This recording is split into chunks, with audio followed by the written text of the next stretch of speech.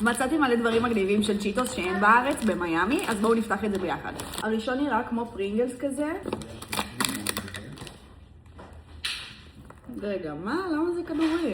חשבתי שזה יהיה כמו צ'יפס.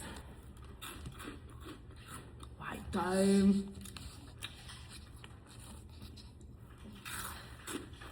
טעים מאוד. פופקורן צ'יטוס זה גם מעניין. אוקיי.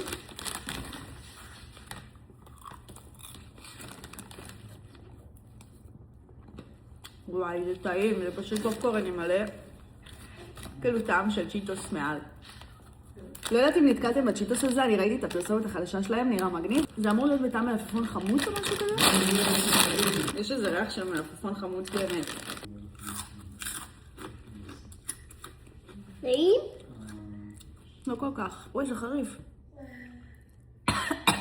זה חריף ברמות, לא רוצה את זה. זה אמור להיות אותו דבר, רק פאפס, ואני קצת לא יודעת אם לפתוח אותו או לא. יואו.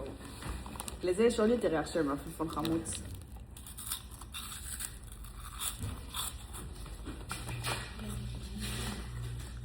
וואי, זה פחות טעים.